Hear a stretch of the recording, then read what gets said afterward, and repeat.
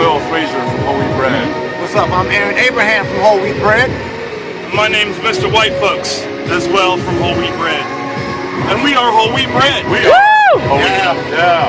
Had a great set earlier, a little bit hot. Whole Wheat Bread. Whole Wheat Bread. Yeah. Whole Wheat Bread. Whole Wheat Bread. Okay, So tell me a funny story from your tour. Okay, one time we were on tour in Myrtle Beach, South Carolina, and we didn't have a hotel, so we crashed at a fan's house. And there wasn't that much floor space at the time, but when I walk up in there, I see these two laying like ass to ass on the floor under the same. I thought we were face to face. We were face to face. Okay, even worse. They were face to face on the floor, like about to kiss each other under the same blankets. Even. I was tired. I remember there being 2 blankets. It was a very romantic moment. I took a picture of it and posted it on Facebook.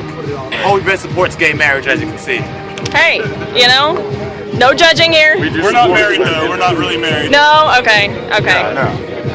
All right. I'm single, ladies. Awesome. They call it a union. That's what they call it. Union. What's up, everybody? We are Paper Tongues. I'm Devin. I'm Joey. And I'm Aslan. I guess we're telling funny stories from the road, so... Let's talk about when Clayton had diarrhea and he was vomiting. Okay, you tell that. Okay, so Clayton had diarrhea and he was vomiting, and we're like in Calgary, Canada. It is freezing, and I think he caught the bird flu, right, or the swine flu.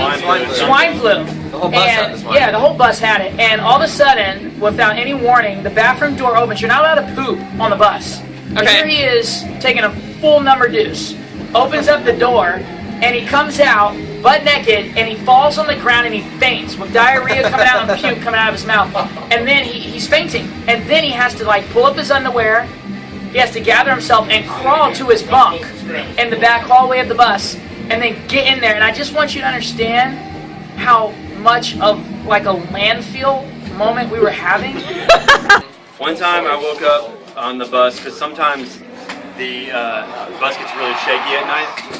One time we had a really big bump, and I woke up and I was dreaming about Star Wars for some reason. And I wake up and all I can think about is, oh God, I'm trapped in the trash bin of Star Wars. Yes. When the trash compactor's crushing them. Yep. So I freaked out and rolled out of my bed and fell on the floor. Because I thought I was gonna eat. You're on the top bunk too, right? Yeah, I was gonna get eaten by that snake and get crushed The by a top trash bunk compactor. is 3 up, so it's actually pretty high. It's above 7 foot high. That's a true story. Is that the one where you have to like roll the dice and like whoever draws the shortest straw gets the top bunk? Yeah, kind of. Kind of, sort of. Yeah. Okay, One time, okay, so Danny, our bass player, he didn't used to like to help with loadout after the shows, and we kept on getting on. I'm like, Danny, you gotta help load out. Like, we're not gonna load your equipment out anymore. So we decided one show, he wasn't there. He had gone off, you know, talking to some people or hanging with friends or something. So we took all of his gear, and he's a bass player, so he's got like a full bass cabinet, his bass head, and his bass, and we put all of his gear in his bunk inside the bus. Nice. And then he doesn't come back until like 3 o'clock in the morning, and he got really pissed. He was like, y'all are gonna have to help me bring this back to the trailer. Like, sorry, man.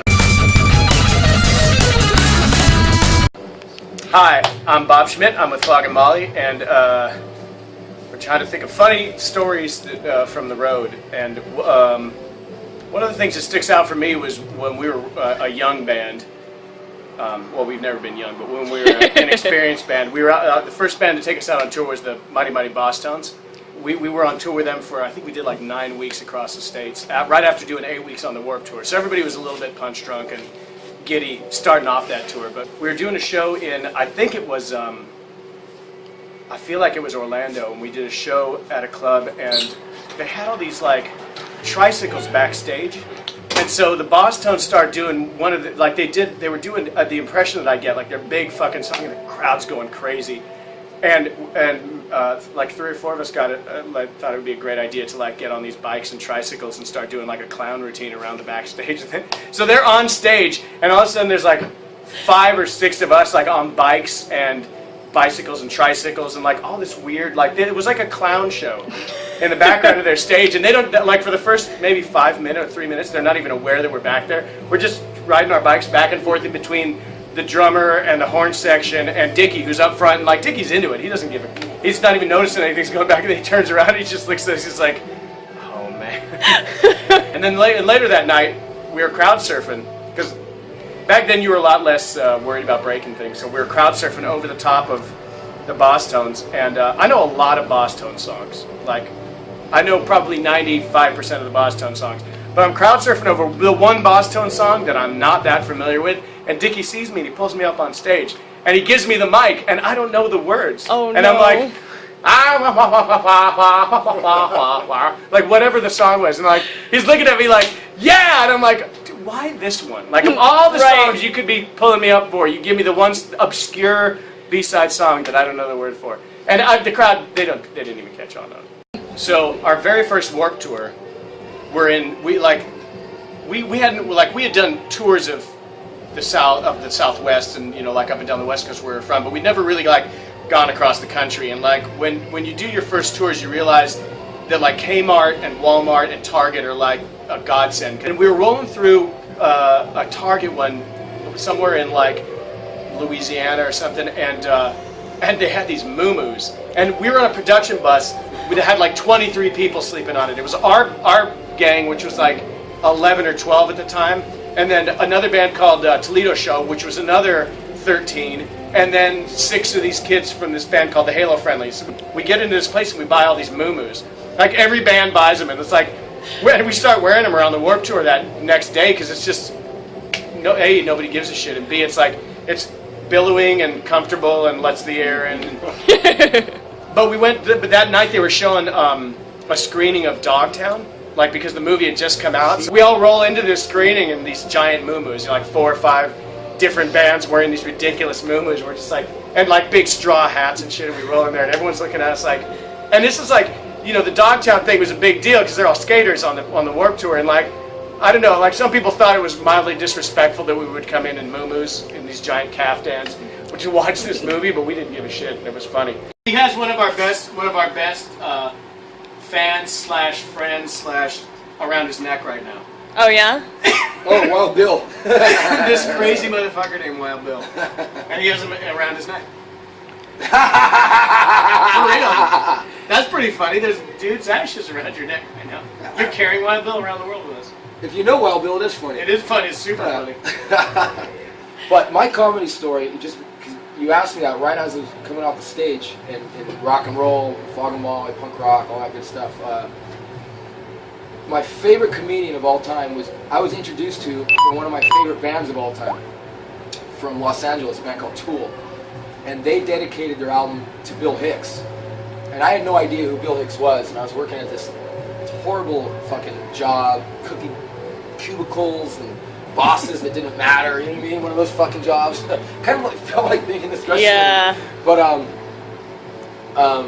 my boss, who's a really cool guy actually, it's like, who's this Bill Hicks character? There's a painting of him, and I love Tool. Who's this? He goes, you don't know who Bill Hicks is? Oh my God. He goes, okay, he had all this is going to get CDs, right? I'm going to give you the CDs, but you have to promise you have to listen to them in order. First you have to listen to Relentless, and then you have to listen to Our Dangerous, whatever order it is. Anyways, it's not funny. I'm not telling a joke, but Tool introduced me to Bill Hicks. Bill Hicks helped my life trajectory to staying open-minded and laughing, and that's my comedy story. So I'm Dion, and this is Christian. We're from Amberlin, and this is what? No, it's what fine. website? Zug.com. Zug.com. We've been touring for almost 10 years now, so a lot of interesting stuff happens accidentally on tour. Some of it's intentional. One of the intentional things that happened was we were doing a tour and with Me Without You years ago, and we decided like, oh, let's prank these guys, and so we went to a bait shop and bought a bunch of like crickets.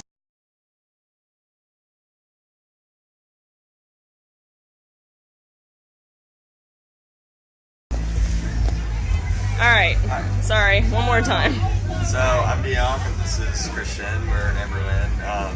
been touring for about 10 years, so a lot of stuff has happened. But yeah, there's always pranks that go on when bands are touring together. A lot of times it seems like a good idea, and we were on tour with Me Without You years ago, and we decided like, oh, let's prank these guys, and we went to a bait shop and bought this bag of crickets that from like, you know, that you would use for fishing, and some like frogs and stuff like that. And we decided to like put it in there. They had like an old transit bus for their like a shuttle from an airport, basically. Like an airport shuttle transit and they, like, bus. converted into a tour van thing. So we decided like, oh, let's just like put these crickets in there, it'd be funny. And like they had jump them through the we like dumped it through like one of the open windows, like at the top, like these little vent windows, little sunroof kind of window. And we thought it'd be funny, you know, like they could, like it'd be easy to get them out or whatever. And they didn't really take